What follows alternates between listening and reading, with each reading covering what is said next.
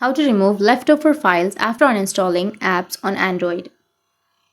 So if you want to remove leftover files after uninstalling apps on your Android, then what you need to do is you just need to simply open up your settings at first. Now once you open up your settings, you need to scroll down and you will find about phone on the last option. Tap on it and you just need to simply go with the storage option.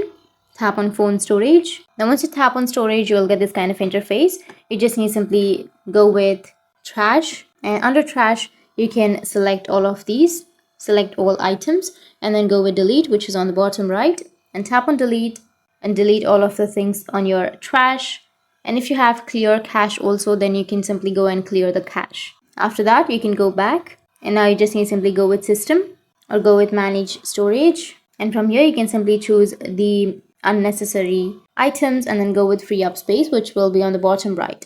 So select the file about the application. So if you've simply uninstalled your Snapchat, then here on the first you will have the Snapchat option, right? So you just need to simply select that and then go with delete or free up. So in this way you'll be able to remove the leftover files after uninstalling apps on your Android. And if you have any questions, feel free to comment below. Thanks for watching.